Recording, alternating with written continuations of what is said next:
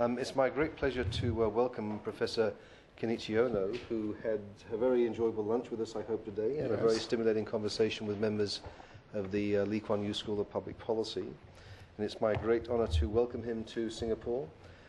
Professor Ohno is no stranger to the politics, industrial policy, and indeed political history of Southeast Asia and Asia generally. I was going to read out the number of books that you publish, but we might be here for an hour or two. The professor has published numerous books on various aspects of industrial policy as it relates to Asia, including Japan, and is a well-renowned scholar. He currently works at the Graduate Institute for Policy Studies, GRIPS, in Tokyo, which would, I suppose, be the equivalent of the Lee Kuan Yew School in terms of autonomous. We hope to be. A very well-recognized research establishment with a tremendous number of faculty who I had the pleasure of meeting some months ago back in April. The conversation tonight will revolve around industrial policy in Africa and specifically the lessons from Asia that we might be able to impart in terms of the African developmental cycle that's currently getting underway. And the format for tonight's conversation is that the professor will speak for around about 40-45 minutes, and then we'll open up the forum for questions and answers, and hopefully a very interesting discussion and sort of questions. So please join me in welcoming Professor Ohno to the Lee Kuan Yew School of Public Policy. Okay, thank you very much. I'm very happy to be here to share with you my view on how we can approach African development problems, and our experience in working with some of the African governments, leaders, and policy makers in Africa. I think Singapore is also assisting African countries in terms of policy making in industrial areas. I would very much like to know how much of my ideas will be shared by the people at the Lee Kuan Yew School. I would like to start with the general issues. How do we? Yes. I would like to start with general issues and then present my views on how to go about this issue, and then some concrete case with Ethiopian industrial policy. I've been working with the Japanese government, especially JICA, Japan International Cooperation Agency, and we're working on improving Japan's assistance policy. I've been studying Vietnam's policies for the last 15 years. In the last 2 years, we've been involved in the regular discussion with the Ethiopian government, again, on the industrial issues. So I'd like to share some of these ideas. Okay, let me just start with the traditional debate about industrial policy in order to show you that this debate is not very productive on the ground, although it is okay in theory. Industrial policy debate, there's something called the Washington Consensus, which is usually supported by IMF and the World Bank. Now, there are two versions to Washington Consensus. One is liberalization, privatization, and integration are good for all countries at any time. This is a policy level recommendation, plus macroeconomic stability. I guess everyone agrees with macro stability, but the other ones, I think that there's a question of speed and scope. Mark II of Washington Consensus is good governance, doing business approach. Basically, this is the institutional reform that they require. There are opponents to the Washington Consensus, the people who want to do industrial policies. One argument is globalization will not help developing countries very much. That globalization favors early achievers and prevents catching up of latecomers. This is a very old argument. I can go back to 18th or 19th century. And markets, especially uncontrolled financial markets, are often destabilizing. I think the recent events bear this out. And government has an important role to play in supporting private sector. So this is the pro-industrialization arguments. I would like to just go over four prominent ideas on this industrial policy advocates. Professor Ha-Jun Chan of, I think, Cambridge University wrote the book, Kicking Away the Ladder. And he says past latecomers, US, Germany, Japan, Korea, Singapore maybe, all used infant industry promotion for catching up. And the main policy for infant industry promotion is the import protection, tariffs. And then there are others, export subsidies, R&D supports, all the other things.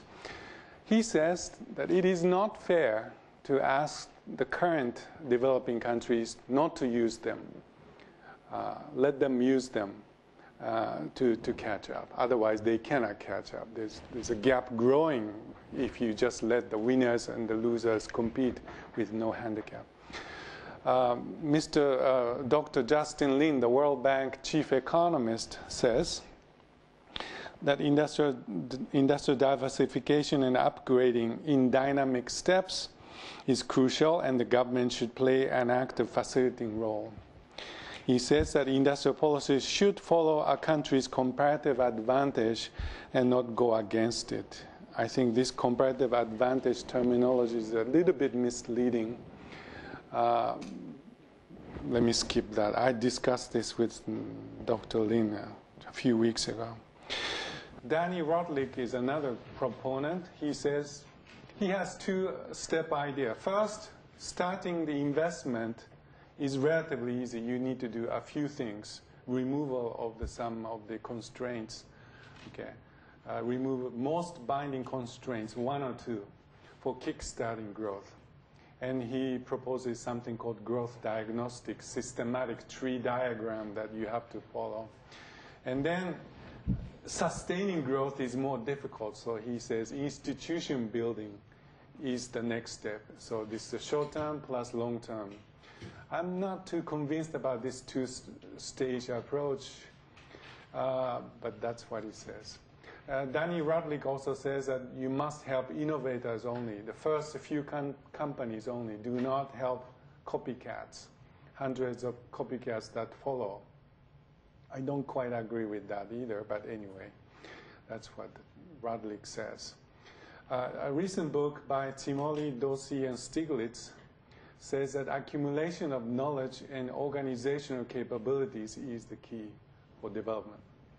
And then markets do not automatically achieve this, so policy space should be expanded beyond the Washington consensus to let the government do more.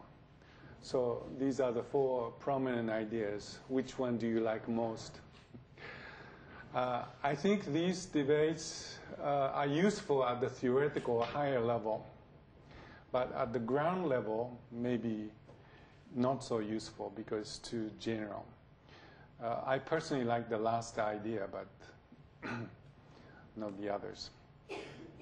Now the situation is as follows. I visited many countries and had some policy dialogues in Asia, in Central Asia, Africa, Middle East even, and some Latin American countries I have not visited, but I got the information about their willingness to do the policies.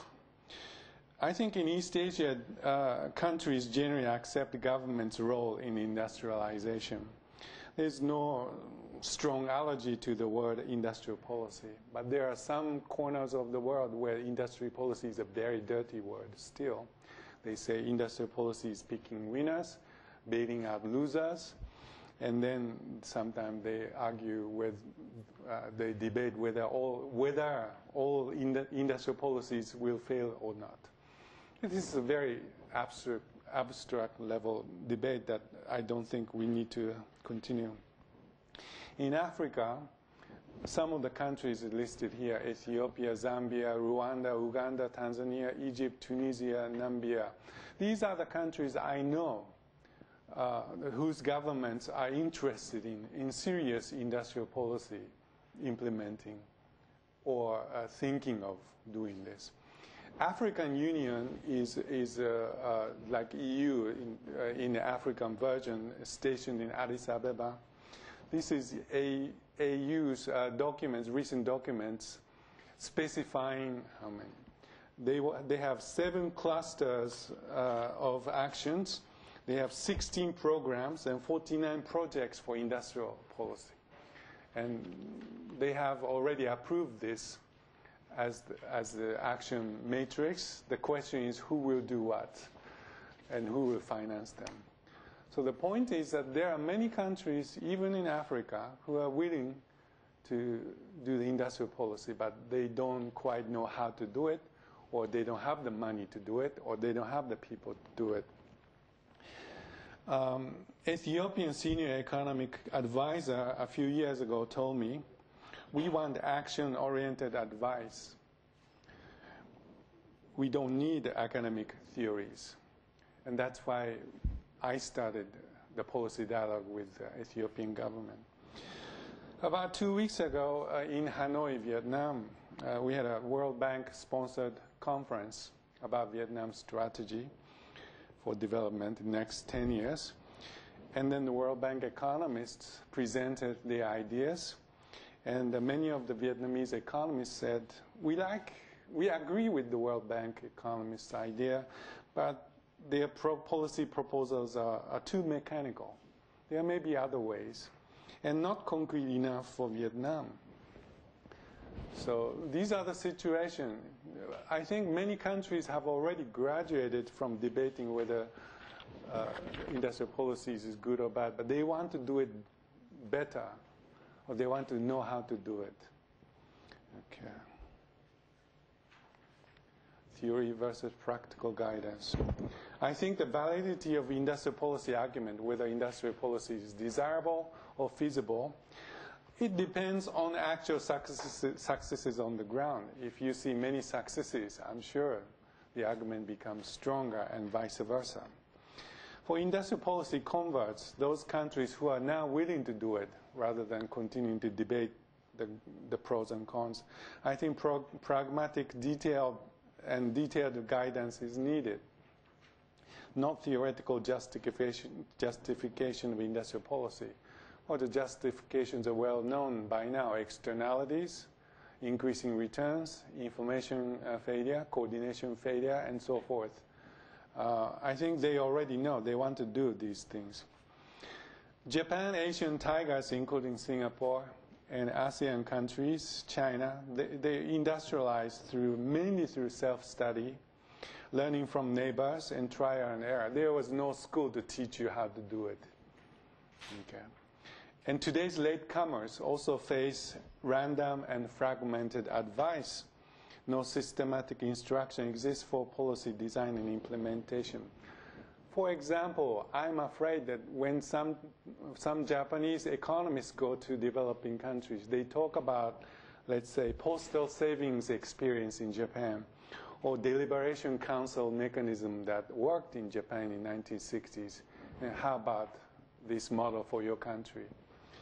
If Koreans go, maybe they will talk about something else, the automobile experience, shipbuilding experience, Semao village experience. How about this for Africa?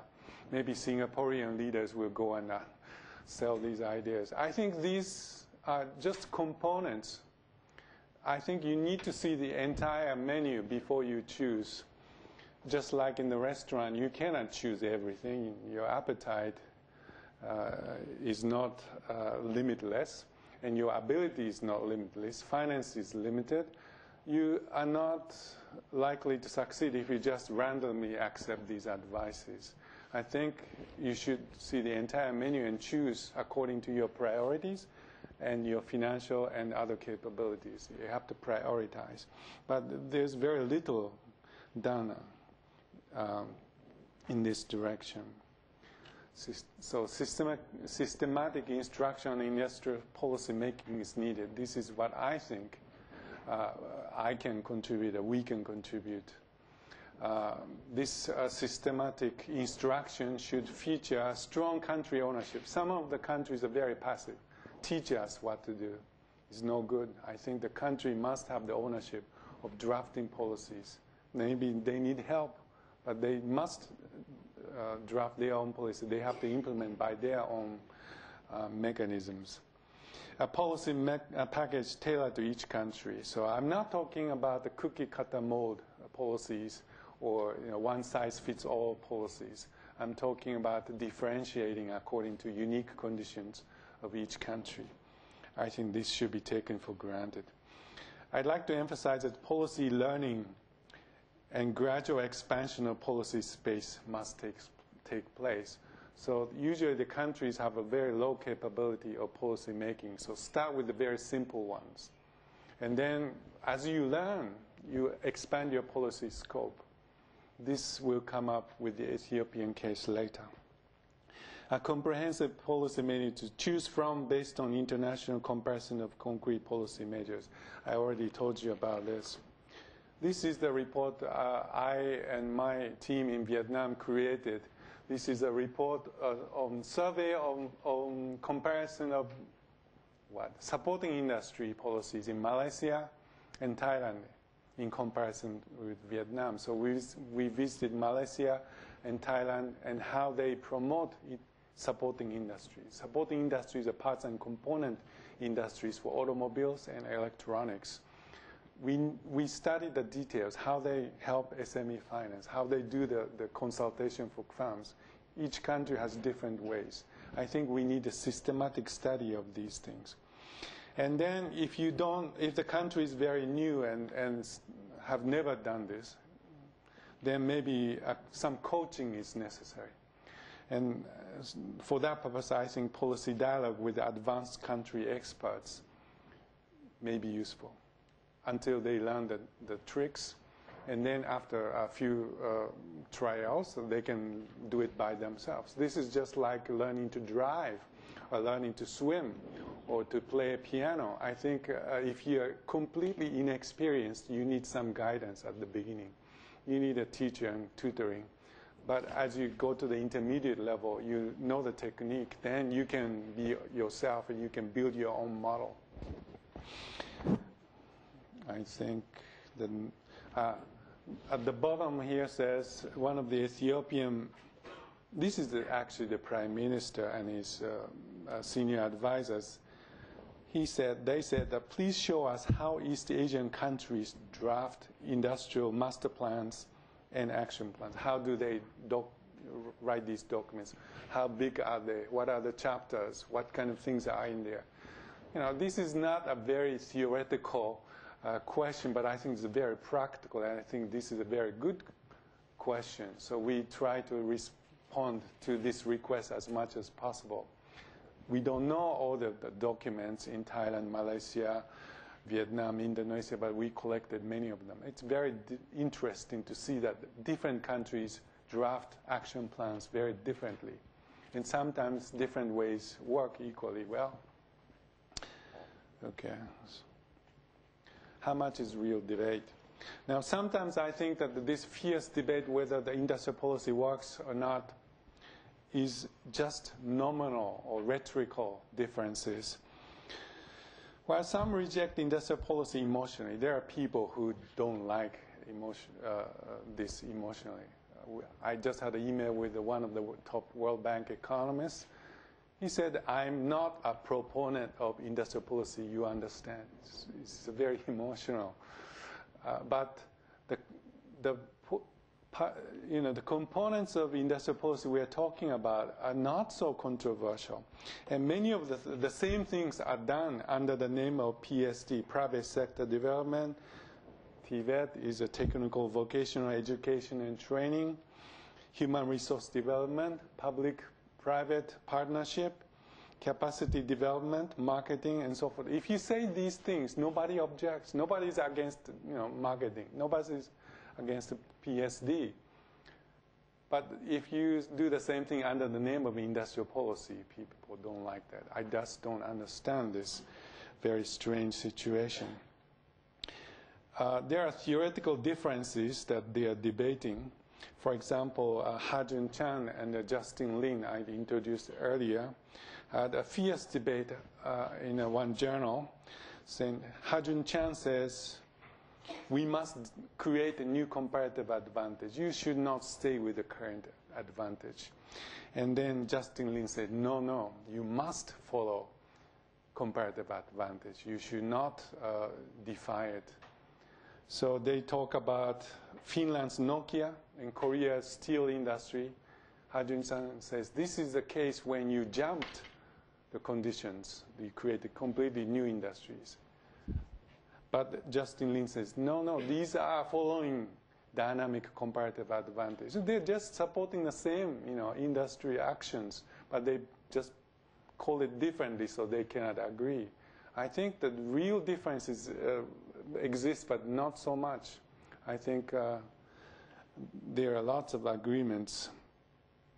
Another big theoretical difference is whether you should generally support all industries without any discrimination, or you support particular industry, let's say electronics, automobiles, software.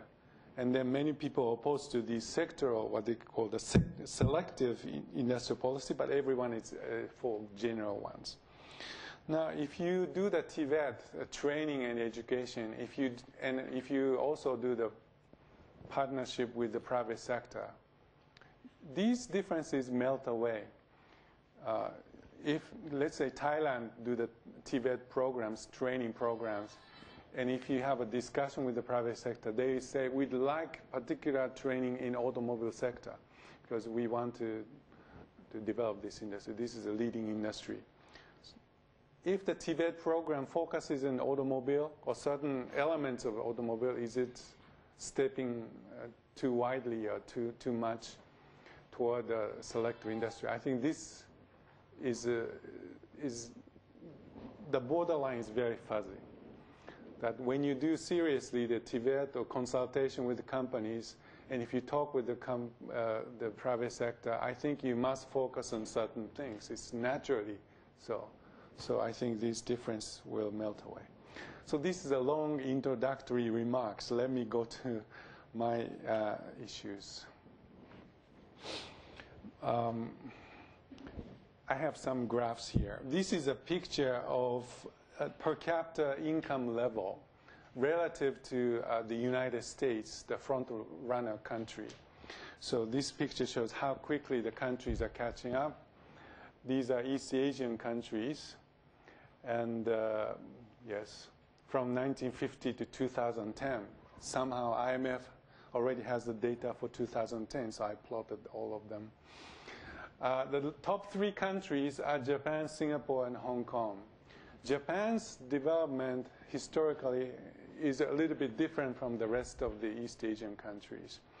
Now, Singapore and Hong Kong are two city-states, mainly inhabited by the Chinese, ethnic Chinese, and it's a trade, financial center. So it's a little bit different characteristics. So let me just eliminate these two countries.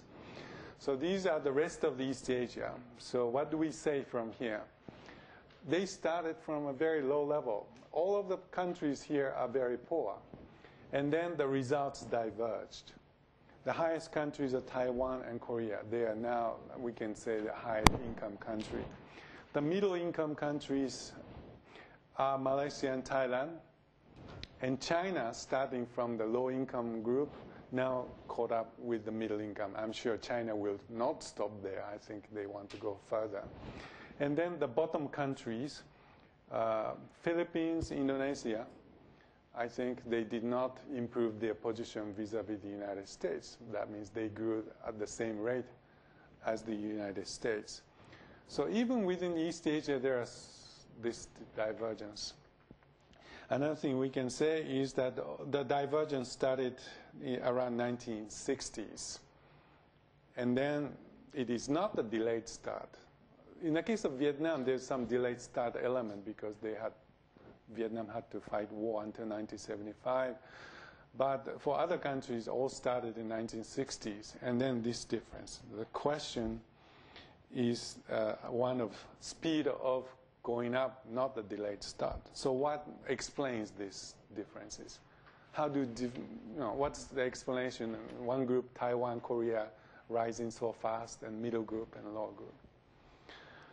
Let's look at some more pictures. This is a Latin American picture of the same data. You can see one country falling, that's Venezuela.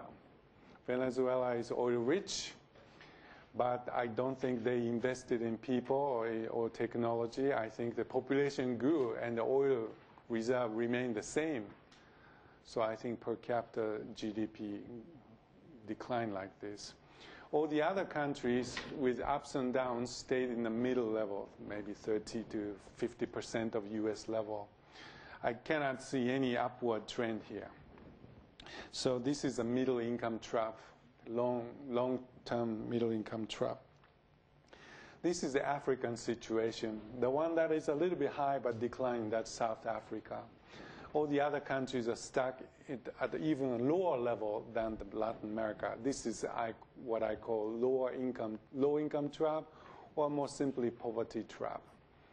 Okay, it has not taken off. Here's one more picture, Russia and Eastern Europe.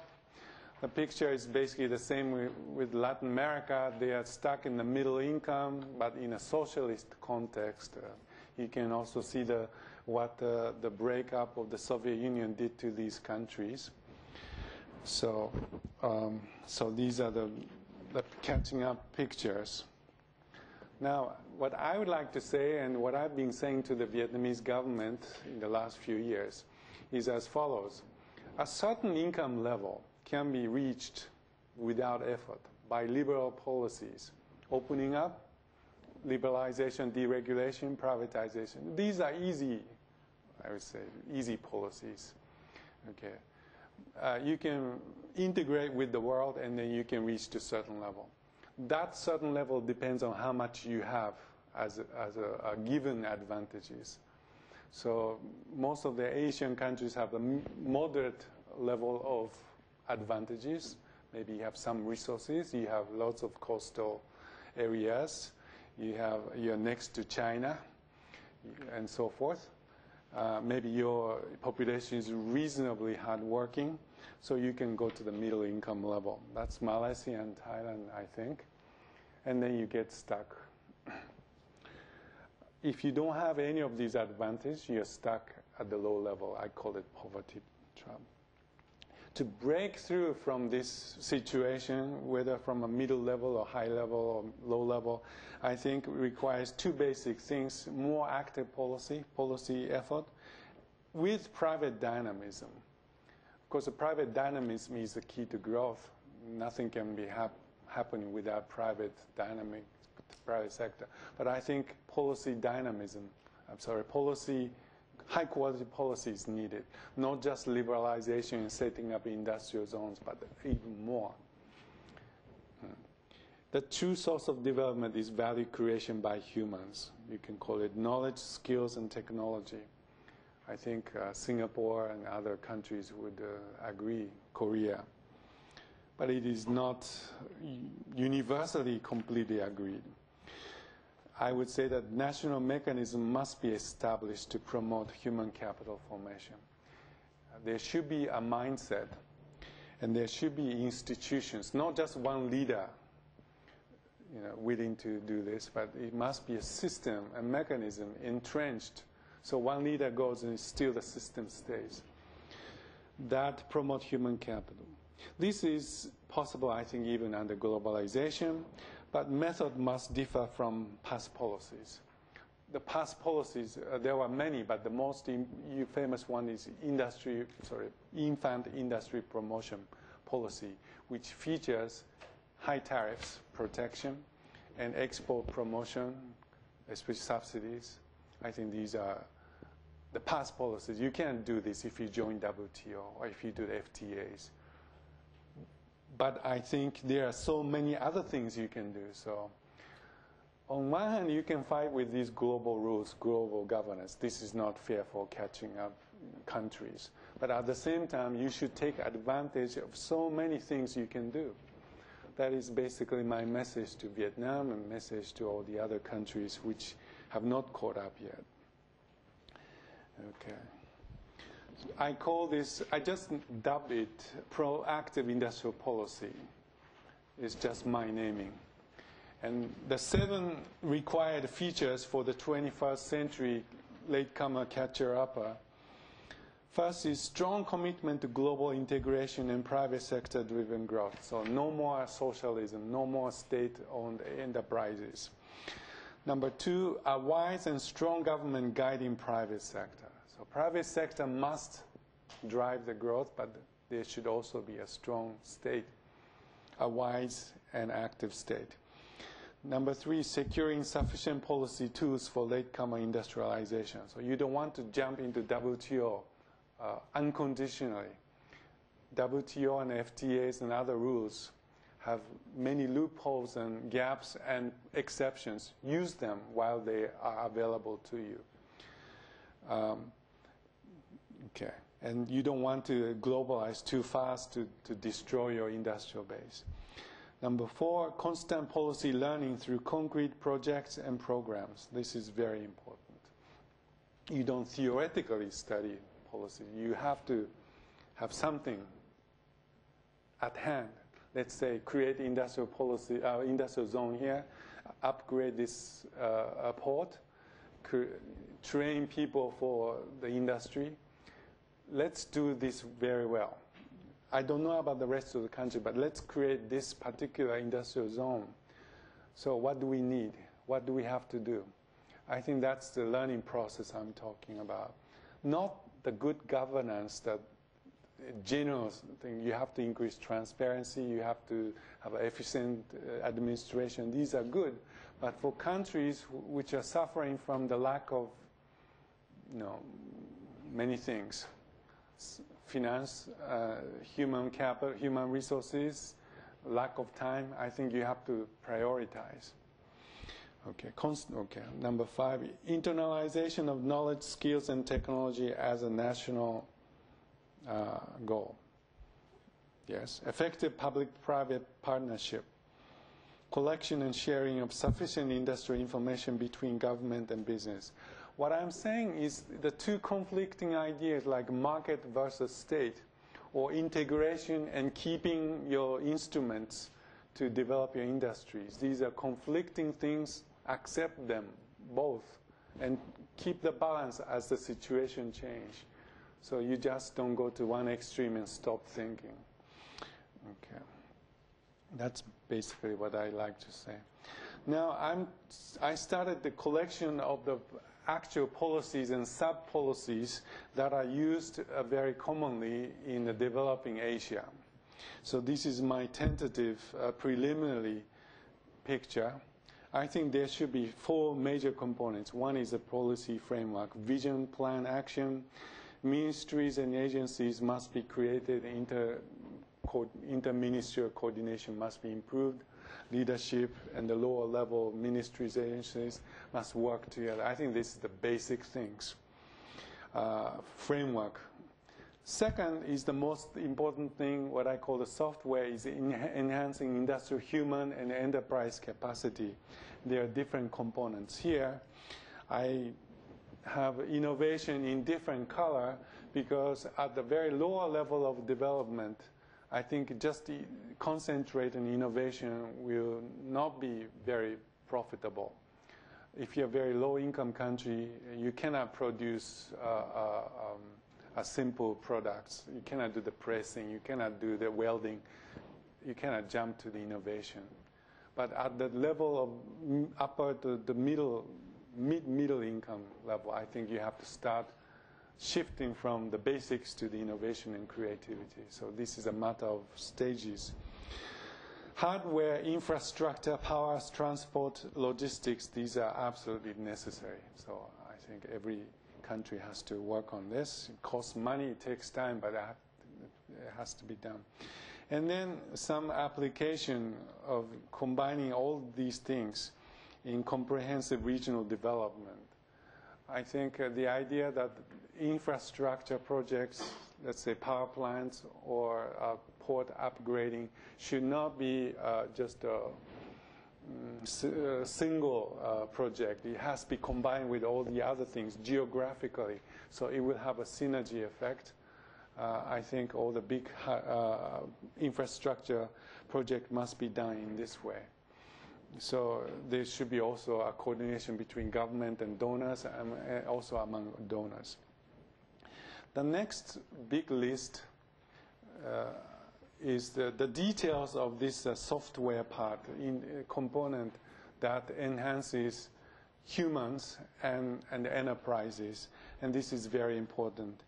I'm just cataloging these things. I'm looking at what Japan did, Korea did, and Thailand and Malaysia did, and there are so many similarities. Okay, so I'm just classifying, collecting them. The first part is legal and policy framework, I told you about. Second is local capacity building, both humans and enterprises. And maybe these two should be separated, humans and enterprises. But this dividing line is a little bit fuzzy. If you train managers, is it human training or enterprises capacity building? But I think these this should be the core part of the core element. And then there should be finance, SME finance. I think this is okay. No, this is SME finance. There are many things that the countries are doing. Another thing is FDI marketing, which is very important in East Asia. FDI marketing and linking with the FDI companies, supporting industry policies. There are many of them. And then another linkage program among companies and also with the FDIs, linking with the global market. So as I see, these are more or less comprehensive policy menu. If you go down to any of the sub-items, you can also write a thick report about each of them. Each country has different ways. For example, Shindanshi system is a Japanese SME consultant, management consultant system, which is institutionalized. Japan has it since 1948. And then Thailand and Malaysia and Indonesia are importing this SME consultancy system, but each in a different ways. The targeted, the groups different, and how they do it is different.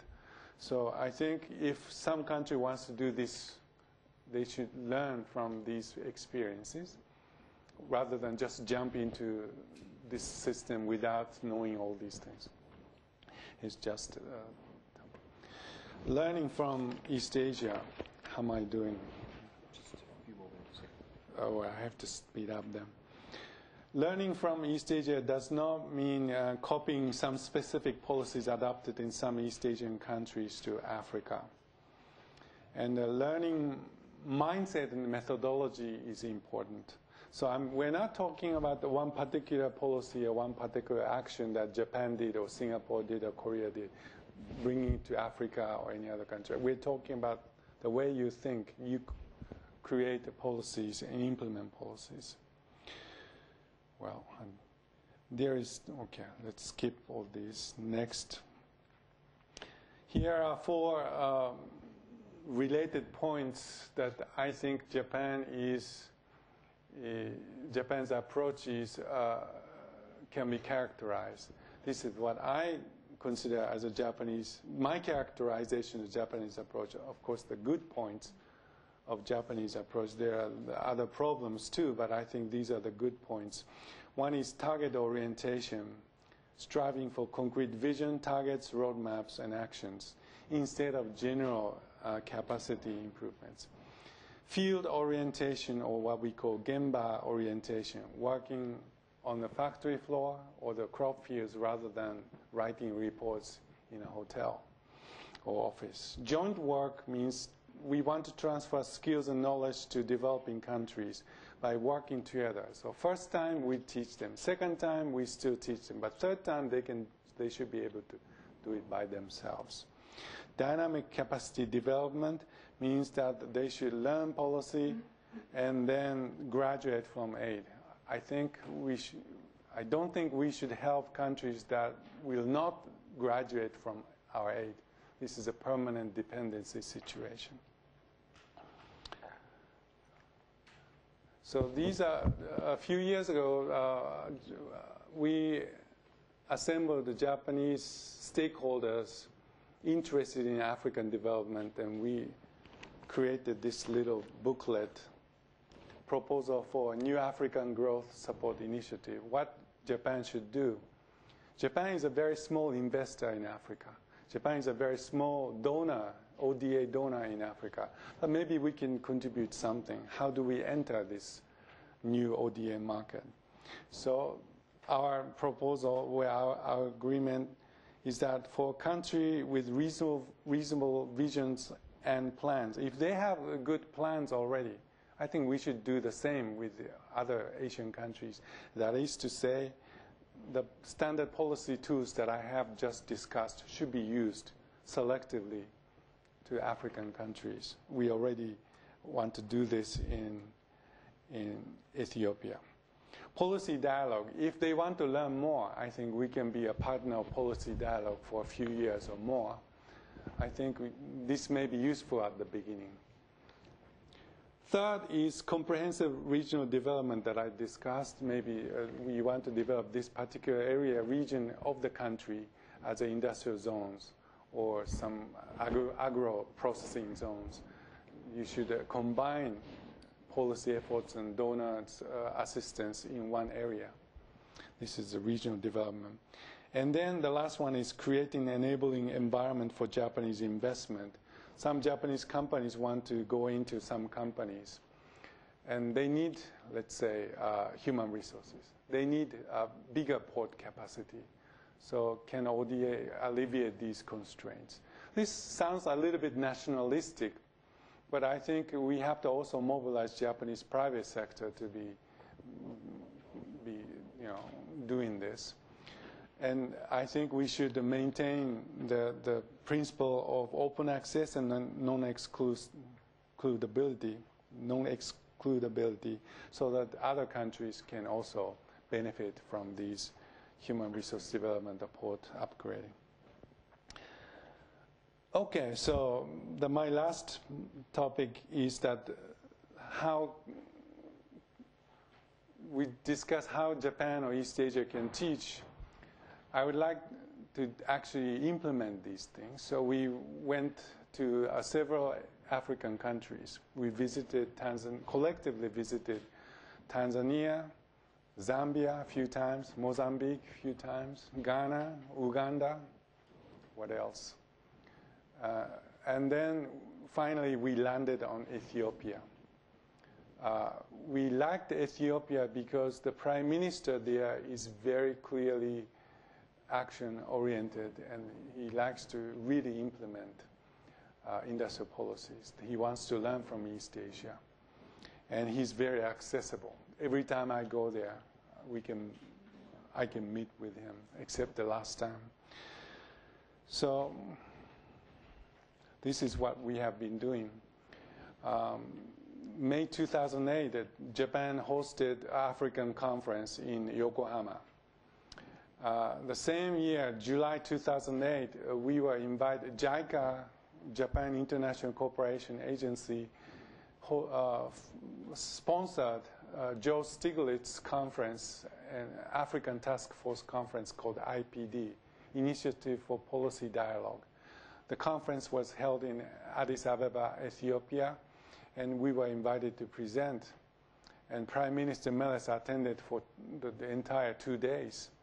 And after this conference, Prime Minister says, I knew about Toyota's Kaizen. I know about Toyota production system, but I didn't know that Japan was helping developing countries to introduce Kaizen, the productivity improvement measures. So please do the same thing that you did to Tunisia, to Ethiopia. That's for JICA. And then please start a policy dialogue with GRIPS. GRIPS is our university. In fact, these policy dialogue and Kaizen project were done, jointly, because we could not separate these two. With preparation period, we started official launch of this dialogue, 2-year project. These are the policy dialogue purposes. Let me skip this one, except to say that we want to establish this linkage. Policy dialogue with the high level and the actual projects should be linked. That's the second point that we have aimed at. This is the diagram of our policy dialogue. The upper part shows the dialogue. Every 3 months we go to Ethiopia and we meet with the Prime Minister, we meet with the ministers in charge, we also work with the operational level. These are the black dots. We have done already how many times? 8 times. And then below, the JICA implements industrial projects as a result of our discussion with the Prime Minister and the ministers. So this is still a relatively small scale, but I think that having a channel, discussion channel with the high-level people and doing the projects, I think, is a very productive way of using our limited resources. We are still in the middle, and then we have 3 more rounds to go in this policy dialogue. I say that 3-level participate in the Ethiopian side, Japanese side, the GRIPS researchers, JICA officials, and others participate. These are the topics of the policy dialogue in our official first year. I will not go into the details, but the first 2 are mainly with the Prime Minister, the big issues of democratic developmentalism, is a political regime. And ADLI is agricultural development-led industrialization, also a very big principle that the Ethiopian government wants to follow.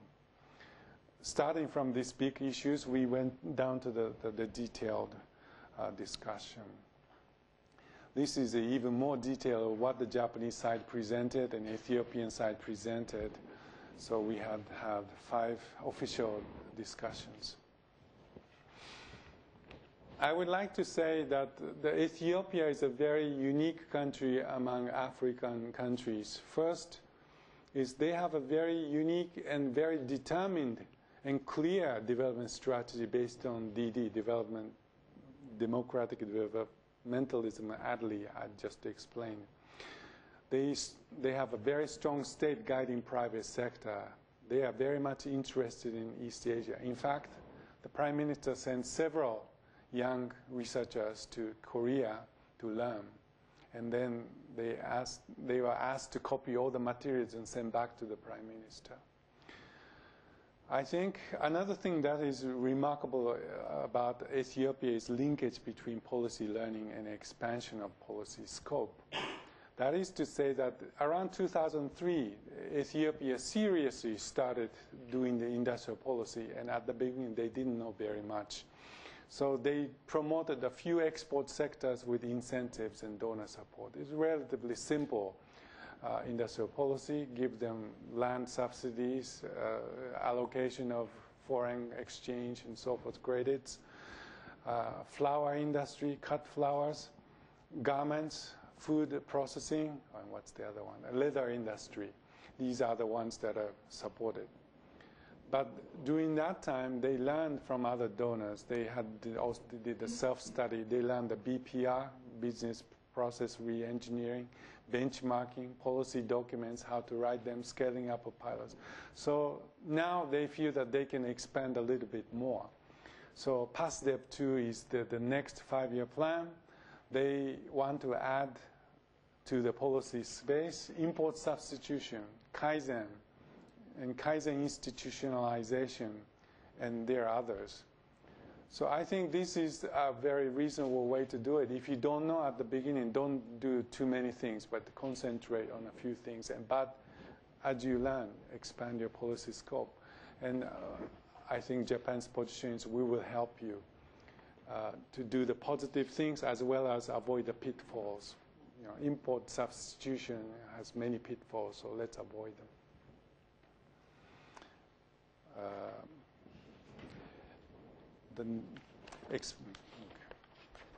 In fact, this policy scope expansion was not Japan's idea, but I think Danny Rodlick, invited by the World Bank, also supported the idea. He said that Ethiopia should move from the first generation industrial policies to second generation, that is open, broadening the scope.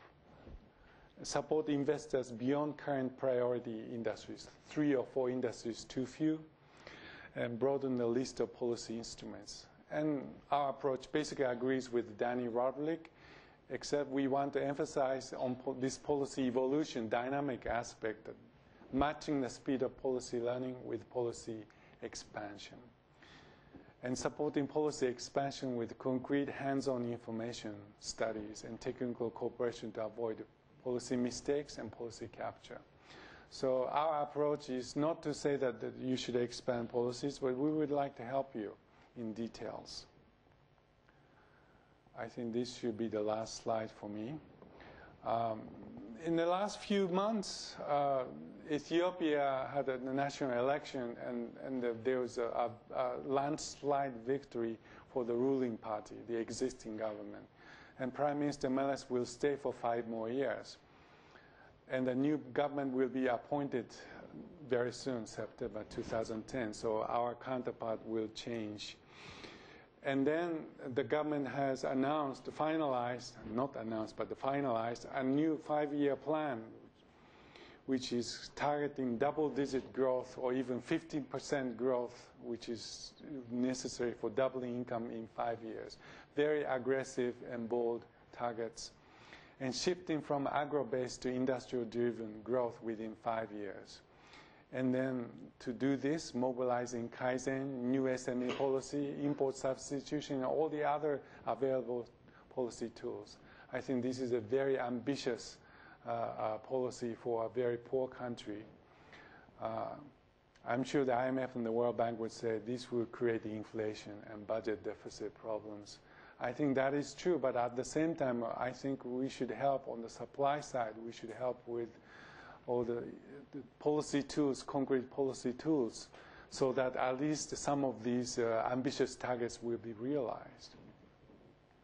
The rest of my slides are just explaining our interim reports that we created to the Ethiopian government, but it has not been cleared with the government, so I cannot distribute the entire thing, although I think the first chapter is already distributed to you. So I will skip this part to save time. Okay, thank you very much. As is normal practice, we now like to open the floor up for conversation and questions and a dialogue with our distinguished visiting professor. If I would just ask you to note that you have a speaker in front of you. These events are taped, and so that we get it on tape so that others can watch, if you just press the little button, you'll see a little red light come on, which means you're active. It won't explode. Just ask a question. Please identify yourself, and we can get underway. So can I open the floor up for questions? Please, over there. Thank you, Professor Ohno-san. My name is Reuben Hintz. I'm a graduate student from the United States here at the Kuan Yew School. You mentioned the pitfalls of import substitution, and if you wouldn't mind, elaborating on how you can potentially avoid some of those, because it seems like for every Toyota, you have 3 or 4 countries that tried to produce a domestic car industry and met with abysmal failure. Sure. Okay, there are 2 general types of pitfalls for import substitution. One is policy mistakes, that the government chooses the wrong policy or wrong sector to promote. That's a policy mistake. The other one is political capture. With all good intentions of the government, there's a political pressure coming from various sides, so the government is actually forced to bail out the losers forever. So these are the general problems. For the political capture, I think this is a political problem. The only thing I could say, and I say this in this document, that the top leaders, especially prime ministers, should be aware of this situation and then do the best to avoid this situation. Okay. This is a political problem. If the leaders are not willing to do this, I think it is very difficult. And fortunately, I think in the Ethiopian situation, I think the Prime Minister is very well aware of the situation. I know that he cannot completely avoid the distribution of wealth in order to stay in power, but that should be limited to minimum. And then he imposes penalty for rent seekers and then redistribute benefits to the innovators. That's what his policy. Of course, cannot be done perfectly, but I think the Prime Minister knows. For policy mistakes, I think we have identified many things. For example, the protection must be done temporarily. There should be a phase-out exit clause. That's one thing we said and gave them examples. We also told them that if you want to protect steel, for example, metal industries, then you must prepare these things. You have to have the flow chart for the material flows. What are the situations? What are the costs for this technology? I think you need to have something like feasibility studies to avoid these things. If you know all these numbers, it will be less likely to make a crazy mistake. We also said that you have to talk with the private sector and the other experts when you make policies. Okay. So these are the several things we discussed. I don't know how much the government has really listened and understood, but I think these are the things that the government is now working on, I think.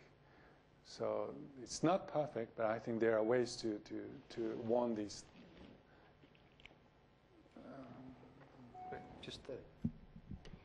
Professor, hi, my name is Zanele. I'm also an MPP student here at the Kuan Yew. I'm from Kuan Yew School. I'm from South Africa.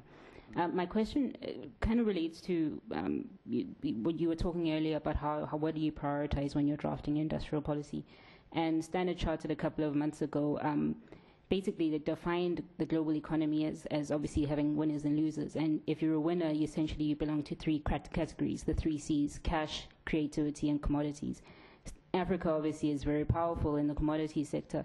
My question is, how do you reconcile this need to diversify an economy and also to at the same time sort of maintain your competitive edge? And for African economies, it certainly is being as a commodities producer. How do you reconcile the two? Your question is, if you are a commodity-based economy and want to, how do you do this from the perspective of a commodity? I think one thing I can say is, of course, the having lots of commodities is a good starting point, but I think that there's more chance of being trapped in the curse of natural resource abundance. I think there are 2 steps. One is to make the commodity abundance a positive factor. And there are so many things you have to do to make it a positive factor rather than negative. One is to have some fund for stabilizing the revenues, because there are so many shocks when the prices go up and down. You must smooth this thing. I think many countries already have that. Another thing is you must have fiscal planning and also industrial planning to channel these resources into investment for the future, not just consumption. That means you must have a comprehensive long-term development plan. And of course you have to work with the political capture problem, which is even more severe in a commodity-based economies. I think there are a list of the policies that you need to do before you tackle the industrialization problem that I discussed. So these are 2-step approach. I think after you solve this commodity problems, commodity issues, I think that the rest is basically the same as the other countries. Human resource investment, infrastructure, all these things. This is the only thing I can say. The rest depends on each countries. Maybe we need a detailed study and a policy dialogue to identify the problems. One example, Zambia is so much dependent on copper. So they have to do something about this copper fluctuation. Their GDP per capita is just going up and down with the copper price. And then their concession agreement is so unfavorable to them. So these are the things they must solve At the same time, they have to bring in some manufacturers from Malaysia, India. So these are the two-part strategies for the commodity producers. I think I would say that the commodity countries have tougher things to overcome and do than the countries without so much commodity. Just as an interesting aside, that's a very good question, because it's not just developing countries that suffer the commodity curse. I notice, for example, Australia, Canada have got a kind of an innovation paralysis. The economies are doing so very well currently on the basis of the commodity boom. Why innovate? Why invest in anything? So governments, I think, there have adopted a strategy of developing future funds, whereby excess profits, the windfalls from the commodities boom, is being placed into the futures funds and invested forcibly in innovative technologies to try and overcome the complacency which overtakes economies that are riding high on a commodities boom. But you're right, it's a very difficult thing to achieve. Can I jump in with one question? You talk about the need in terms of the sort of middle-income country trap that many countries fall into. Yes. Malaysia, for example, being an obvious one in our neck of the woods. And you talk about the need to move up that value chain in terms of developing creativity, creative industries and innovation. Strategically and in a kind of policy sense, many countries now recognize that, Singapore included, that need to climb up the value chain. But what are some of the kind of the visceral policies that you can see that have worked in the past? How do you actually physically put that in place and start to generate what can be very niche and hard markets or hard industry areas to actually cultivate, grow and become successful? How do you make the private sector more innovative? Yeah. I don't have the answer to that, but I can talk about the problem. In fact, the Ethiopian Prime Minister Mela said that I have implemented so many good policies in the last several years. Why is the private sector not responding to my initiative? They have money because the buildings are popping up everywhere. This is a property booms, but nobody's building factories. Why is this? And one of the assignments he gave me is that, Professor Ohno, can you tell me how East Asian countries solve this problem? Then I don't have the answer. It's such a difficult question. Let me talk about Malaysia a little bit. We visited Malaysia and discussed this issue a little bit several months ago, and we wrote the report. I think Malaysia's policies, as far as SME policies, the human resource policy, FDI policies, I think they are very good. And compared with other countries, Vietnam, or even with Japan, I think they have almost perfected the policies. Their, public administration is very efficient, very flexible, very active. But they think that they are trapped in middle income. So the Prime Minister Najib is now working on what they call new economic model. This is the innovation policy. There are several, columns and the programs. I feel that this will not work.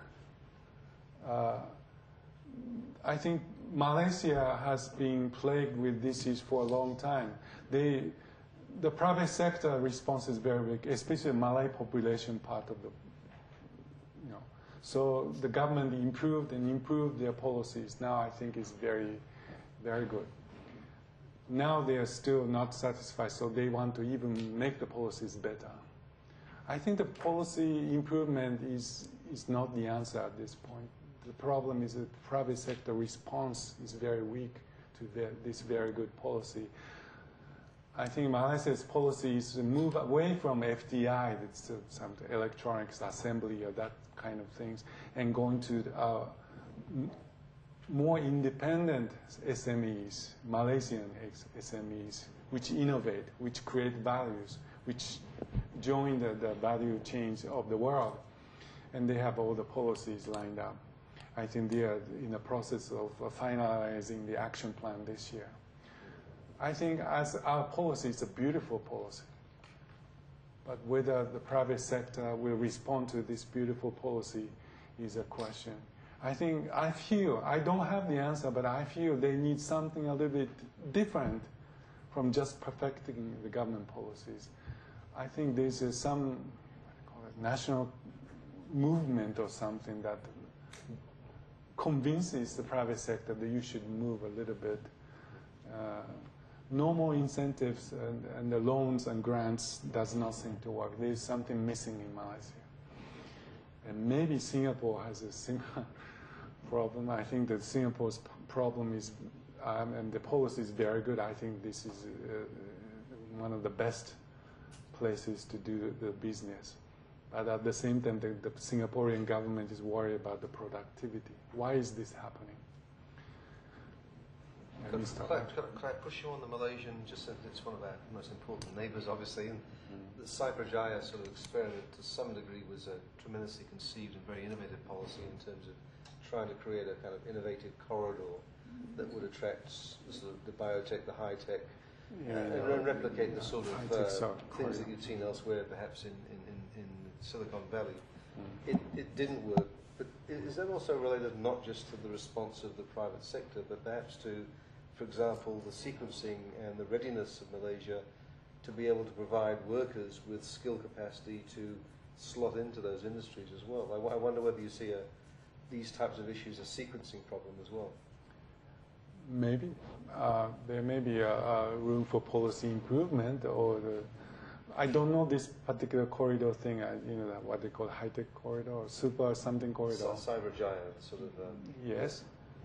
I talked with MITI, Minister of International Trade and Industry of Malaysia about this.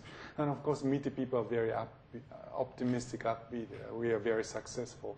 But if you talk to the business people or Japanese investors, this cyber corridor thing was not very successful.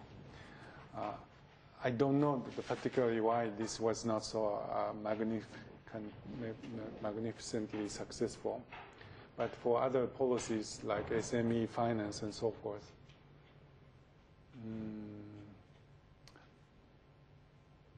the detailed policies we looked at, SME policies and supporting industries, I think their sequencing and the policy instruments are very good. In finance, they have all the mechanisms. Commercial banks can help them. What do you call it?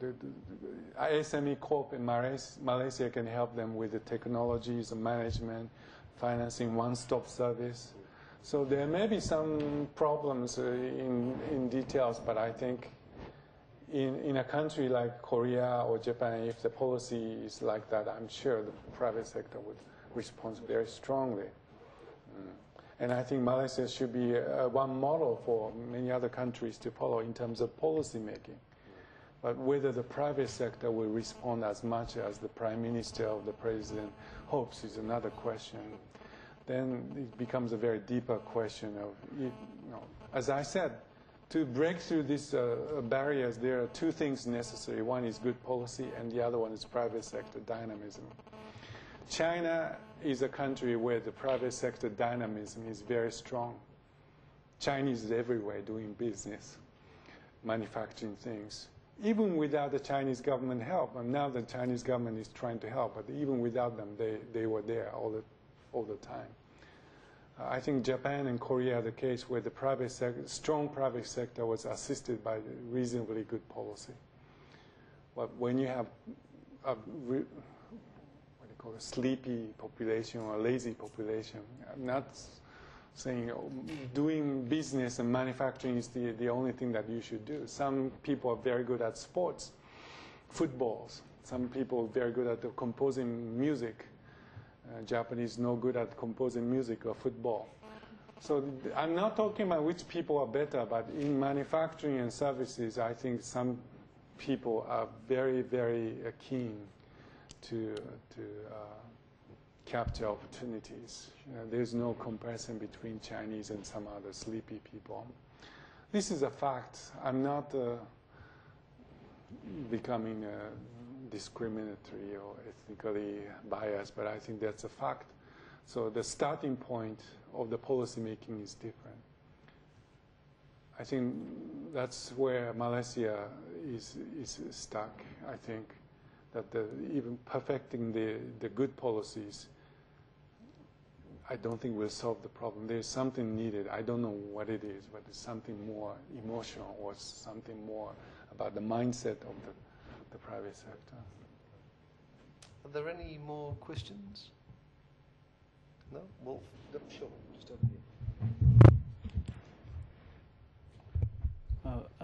My name is Jia Kong. I'm an MPP student from Cambodia.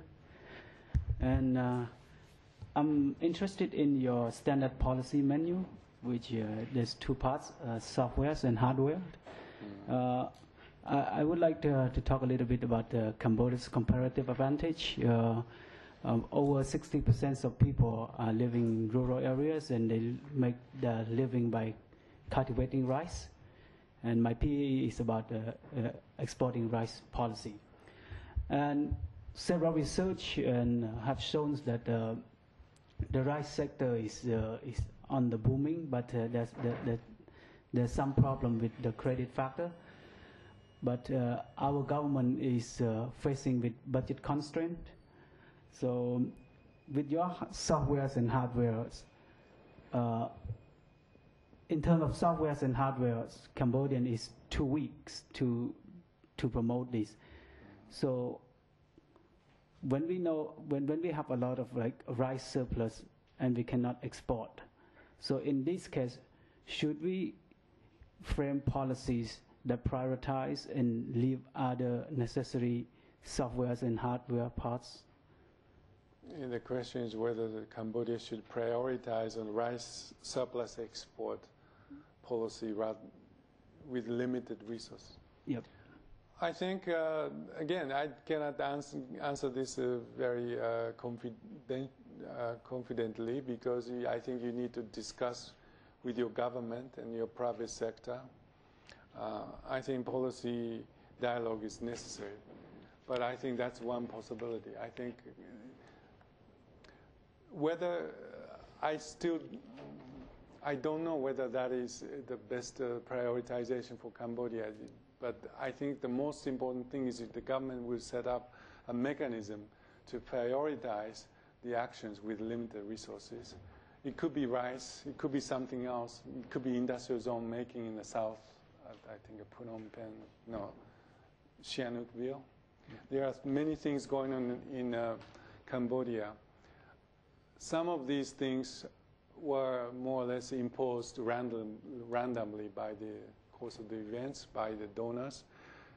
I think the most important thing is for the Cambodian government to take the ownership in deciding what to do, and in doing so, you have to have a process of involving the partners, donors, private investors, farmers, and so forth. If this is the thing that I'm talking about the process is more important. I don't know about the Cambodia, so I cannot give you the ready answer, but I think the only thing I can say is there should be a process mechanism that decides the priorities. I mean, 2 weeks ago in Vietnam, a news reporter asked me, Professor Ohno, what should be the priority sectors for Vietnam? So I told her that I can give you my answers, but my answers are not very important, as the requirement that the Vietnamese government will set up a mechanism to prioritize issues. There are many things that you can do. You know, if it is a resource-based industries, maybe if you don't have oil, you cannot have certain things, or if you don't have copper, you don't have a copper refinery. But if it's a mechanized industry, or is it the service industry, there's no reason why digital electronics cannot be assembled here or there. I think it's a matter of creating infrastructure and human resources. So following your advantage does not limit you to just one thing. There are a lot of things you can do, but how you choose among stakeholders will pretty much decide whether that will be really implemented or not. If it is just decided by one government official or one donor, I think it will not be implemented. So this is not answering your question, but I think asking expert to direct your country toward one particular goal is not the right way to go about it. But through policy dialogue, maybe we can help to set up such a mechanism. That's what we're doing in Ethiopia.